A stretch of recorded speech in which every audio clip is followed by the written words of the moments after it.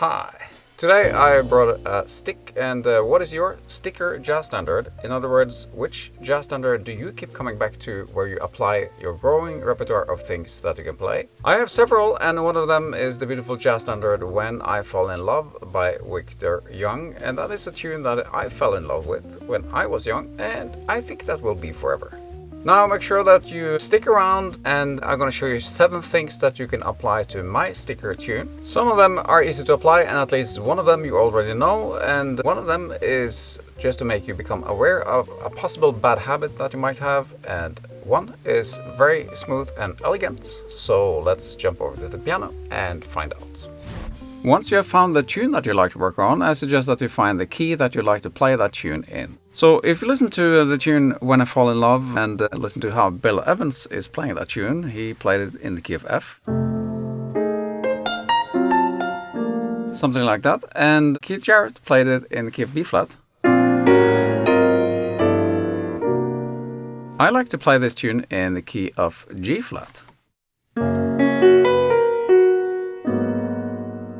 The next tip I want to give you is to play a lot of T+4 voicings when you play or arrange. So what is it? Well, T means tritone, 4 means fourth. So if you play, for example, G and starting on the F, then you go up a tritone and then you go up a fourth.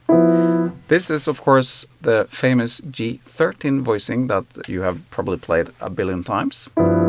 If you go down a tritone, make it a tritone substitution, now this particular voicing, the same voicing, becomes a D flat with a sharp 9. So try to add that a lot in your arrangement or in your improvisations. If, for example, I was playing When I Fall in Love, you go from G flat to A flat minor 7. What you can do is to go to the dominant 7th before you land on that A flat minor 7. So on this chord, you can play this interval. So now I added a T+4 interval here, or a T+4 voicing. You can add that before you land on that A flat minor. Another thing that you can do is, of course, to play up a tritone and make it a passing chord. So instead of playing, now you go up a tritone with your left hand, and then you keep the same voicing. And now this becomes an A7, right? Or A13. Like that. What you can also do is to make double passing chords. So a passing chord is when you play a chord before you go to the landing chord. So in this case, it's A7 before I go to the A flat minor 7. What you can do is to make double passing chords. In this case, it would be B flat to A flat. And you can do that since it fits with the melody. So now I keep this voicing as well. The T+4 voicing, right? And in the context, it sounds like that. And of course you can make all sorts of combinations, so you can combine playing the tritone substitution and not playing the tritone substitutions. That could sound like this. Or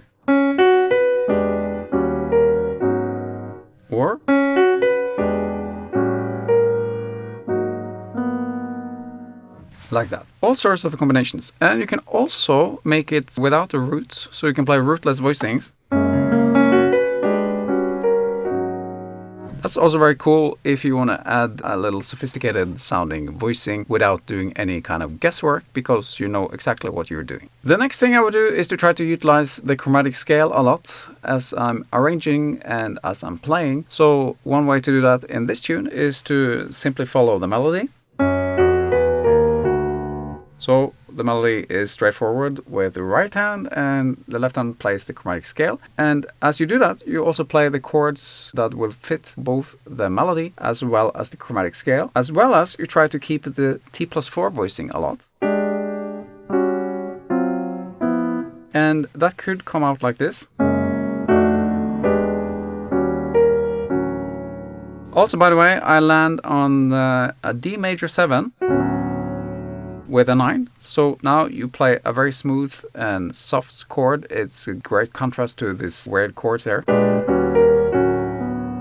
If you want to study the details of what I just played and other suggestions, you can download the sheet for that. Now let's move on to the next trick.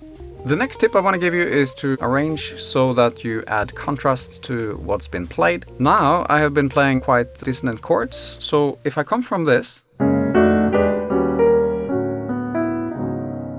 and then we're going to continue the melody, what you can do is to create open chords like this. So now I was just harmonizing the D flat 7 here and played it open like that. You could also do like this. Those are just 2 examples. And speaking about contrast, what I suggest that you do is to not always play all the chord notes simultaneously. So what you can also do is to do that as well as you play single notes like this. So now I play that melody and then I add the chord notes.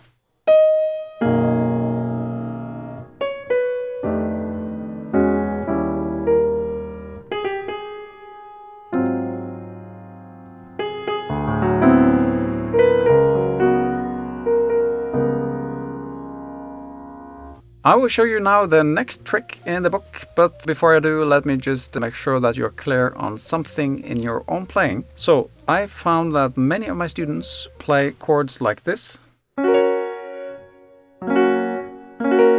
So they're rolling from left to right, or I call it blam chords because that's what it sounds like. Right? Sounds like a blam. However, that's fine to play if you do it on purpose, but if I was doing that all the time, like I see many of my students are, it sounds like this.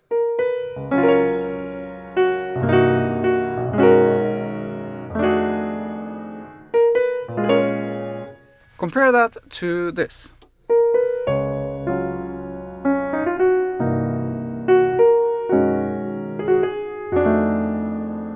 Sounds better, right? So I want to make sure that when you play, don't play the blam chords unintentionally. I see that all the time. I used to be one of them. And one more trick I want to show you then is to do the opposite. Instead of playing blam chords, you play Malop chords. So instead of playing like this, you play like this.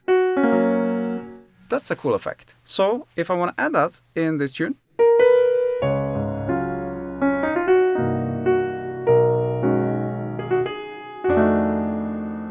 now I added this intentionally.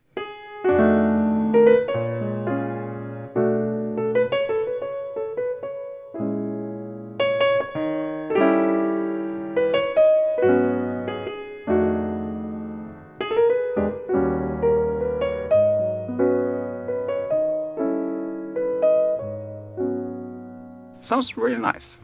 The last tip I want to show you now is something for the more advanced players, but it's not so hard to play if you just understand the basics. If you know that you can play a D minor 13 like this. So now I'm playing on every other key. The trick is basically to move this chord around on your keyboard to go from point A to point B. So that's what we'll do. Instead of playing the ending of When I Fall in Love like this, it ends on the 11th, but now we're going to move it up, so we're going to play the 13 voicing instead. Just move that down descending on your keyboard. You try out different intervals and then you come up with something that will fit. That's what I did. And in the context, it's going to sound like this.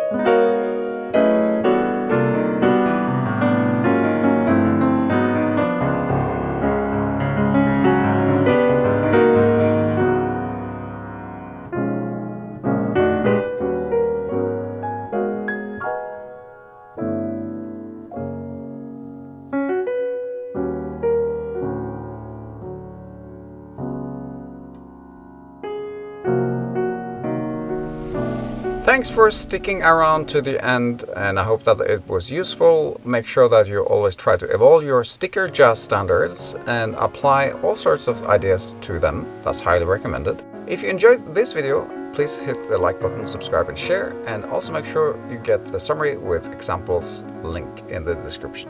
If you want more tips on playing jazz standards, I recommend that you watch this video next. But whatever you do, take care of your music. Bye.